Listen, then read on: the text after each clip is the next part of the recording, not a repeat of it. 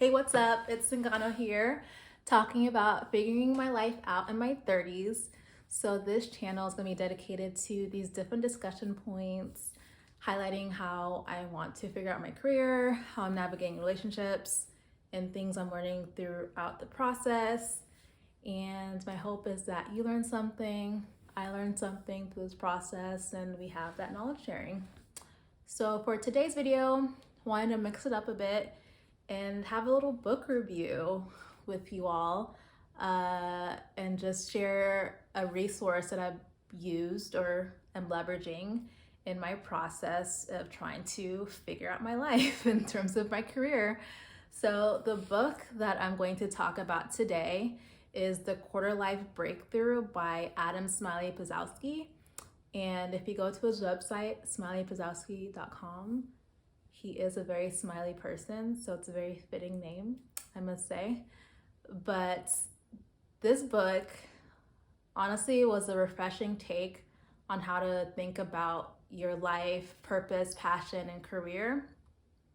And it was really more practical in some of the tips he gave throughout the way. So I really resonated with that because I feel sometimes a lot of the advice I'd seen had been gravitating towards more just like starting fresh, or you quit your job and travel and figure out your life that way. And as much as those were options, it just didn't seem the right option for me as a practical girly. Like, I wanted a little more, I guess, structure in how I could take better steps to connect these different pieces. So I thought he did a great job in being able to give these different anecdotes along the way.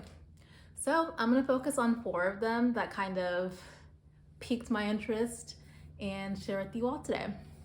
So the first one I had in terms of just understanding realities was the topic of fear. I think this is something that we all have in all aspects, not just in career, which I thought was really cool because I can now apply it to this other areas. But using fear as a sign is how he talks about it in the book.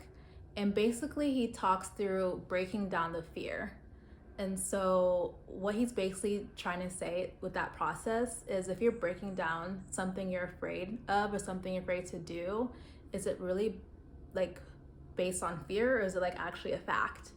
So an example that I could give that I used in this exercise was, I'm afraid to move abroad. And so I wrote down all the different things that kind of came up with that fear. So I came up with, I'll be lonely, I have no friends, it would be a huge mistake, I would have no money, I would honestly just like the most dramatic things, I would say. And I looked at each of my different points and looked at it and was looking at that as like, is this a fact or is it a fear? And with that process, I would look at it even further. It's like, okay, I will be lonely. So how much of that was like a real fact? It's unknown, but it's not a fact. So I kind of went through that process through the different points I did. So basically, that's the example that he gave in terms of understanding that like fear could be a sign for you to look into things further, break it down, and really see what that is for face value. So I definitely appreciated that insight, because now I do try to be more proactive and writing the different steps down to see, am I just being too extreme in my fear, and like what is it really? So that was the first one to share. The second one is wandering with intention. So he phrased it that it's okay to be a wanderer if you're wandering in it with, oh my gosh, sorry guys. He said it's okay to be a wanderer if you're wandering with intention. And honestly, that blew my mind, because I feel I've been a wanderer for a bit, throwback to my last video with my different job transitions, but there's been intention with how I've done the process of going from job to job.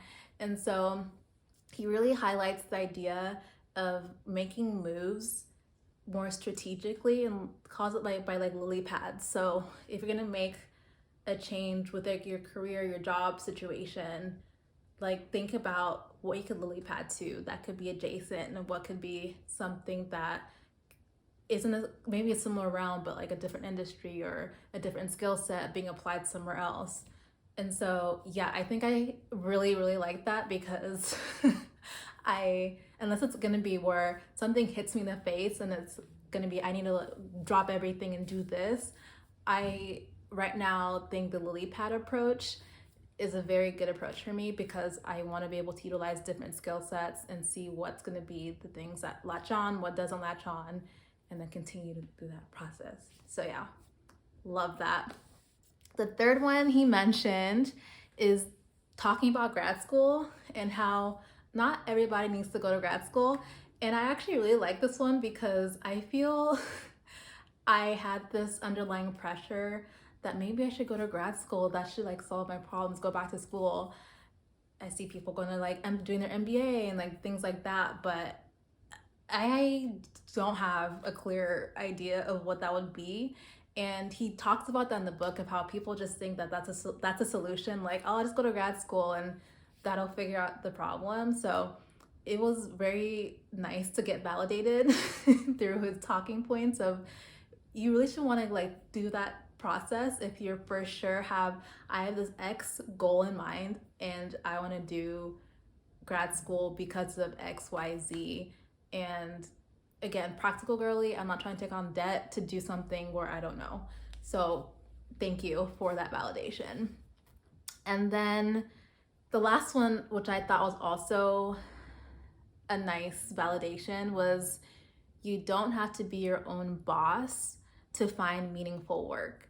And so I don't know, for me right now, it seems just there's so many ways that I'm like scrolling through TikTok or scrolling through Instagram, like people are selling like skills that they have and like travel programs or how to get better with like your relationships or whatever the case may be.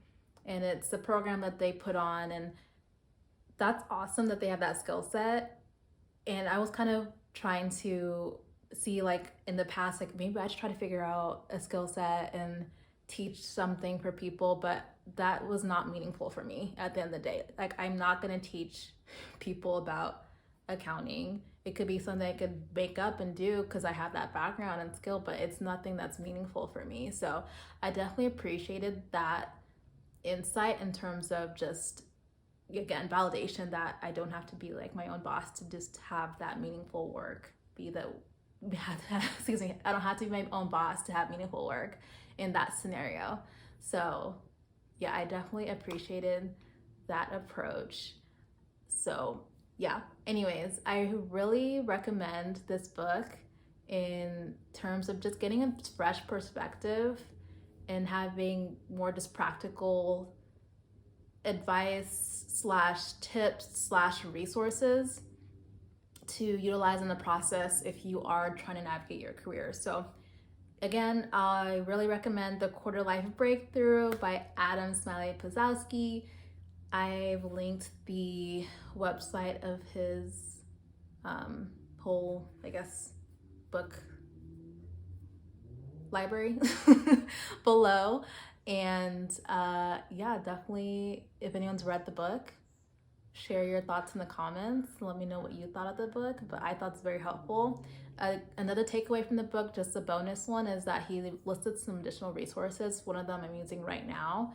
It's another book that I will talk through soon because it's having, again, a lot of practical steps that I think will be cool to share with you all and what I'm doing. But that's all I got for now. Thanks again and talk soon.